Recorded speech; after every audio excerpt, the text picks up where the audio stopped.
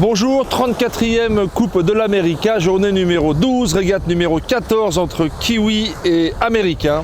Et regardez à San Francisco, les quais sont noirs de monde, noirs des maillots All Black. Aujourd'hui, on a une météo plutôt 14 nœuds, marée montante, mais surtout il reste des petits nuages, c'est très dur à lire.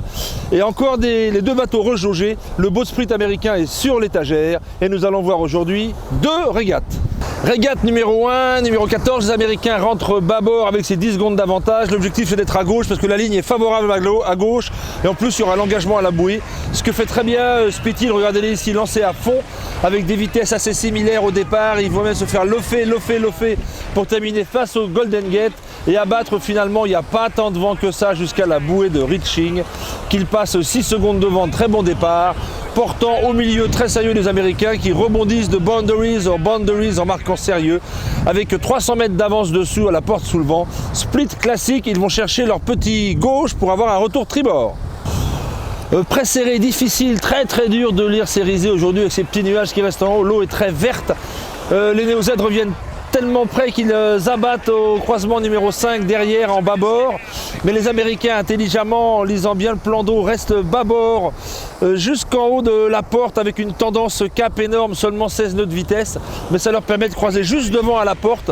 Juste devant, pourquoi? Pour avoir la bouée de droite et avec 15 secondes d'avance, abattre dans le vent pour ce qui va être un bord de portant de folie. Bord de portant incroyable de cette régate 14 qui va rester dans les annales. Tout commence bien pour les Américains, milieu de parcours, 35 nœuds, 350 mètres d'avance. Et là, ils ratent un empannage et boum, les deux coques collées sur l'eau dans une molle qu'ils n'avaient pas vue. Les Néo-Z reviennent et croisent même 6 mètres devant et repartent en empannant à gauche, juste au-dessus d'Alcatraz. Et là, c'est au tour des Néo-Z de faire deux empannages de suite collés à l'eau, avec pas beaucoup de vent. Et les Américains repartent, écoutez-moi bien, 700 mètres devant. Distance qui est divisée par 4 dans les 2 minutes qui suivent, parce que les Néo-Z reviennent avec une risée, les Américains en panne dans la molle, coque scotché, ils réempannent, ratent leur empannage une nouvelle fois dans la molle, ce qui permet aux Américains de croiser 35 secondes devant. Ouf, ils passent la ligne au vainqueur, ouf, une bonne claque, ça vaut le coup. Quelle tension incroyable, 8-4. Tout est à refaire. Ah ben il y a donc une régate numéro 15. Changement de génois chez les Kiwis qui mettent plus petit parce qu'on annonce plus de vent, peut-être 18 nœuds. Départ étonnant de Spithill qui arrive à faire un retour en virant de bord en étant établi tribord mais établi un peu tard. Regardez, ah non, il réclame. Et regardez vu de l'intérieur. Et non plus, vu de l'intérieur, les Néo-Z ont commencé à bouger dès qu'ils étaient établis. Il n'y aura pas de pénaux, mais c'est une nouvelle fois la gauche de la ligne qui est mieux à la bouée. Il faut avoir l'engagement. Ce que fait très bien Spithill, bien qu'un peu plus lent. Ils sont lancés tous les deux à fond. Ils l'offrent un tout petit peu pour avoir de la vitesse. Ils passent 3 secondes devant les deux bateaux en l'air à la bouée de Reaching. Encore un super départ des Américains. L'avantage bâbord de 10 secondes se confirme.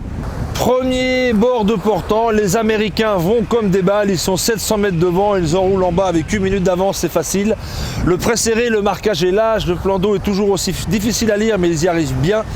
Ils choisissent même la bouée de gauche, là-haut, ils vont vraiment vite. Je pense que le génois de mon grand-père marche mieux que le petit génois des Néo-Z. Bord de portant qui s'annonce tranquille, et bien pas du tout. Une nouvelle fois, à la fin du portant, les Néo-Z reviennent à 120 mètres. Ça va être difficile, mais la lay-line des Américains est parfaite. Enroulé, victoire, waouh, 8-5 aujourd'hui, il y a 8-5, étonnante journée des Américains. Conclusion, on en est à 8-7, on en est à 8-5, incroyable déroulement de cette régate ici. Deuxième point de cette conclusion, on peut passer facilement de 700 mètres à derrière sur ces régates de portant, au prix auquel les architectes nous vendent les mètres gagnés, on a dépensé beaucoup de sous aujourd'hui. Troisième point, les Kiwis ont les visages de plus en plus marqués, et Dean Barker dit on va arrêter de faire des erreurs, il dit aussi everyone's absolutely fine. Et ben voilà, si tout va bien, vivement la 16e régate. Good luck and a good day.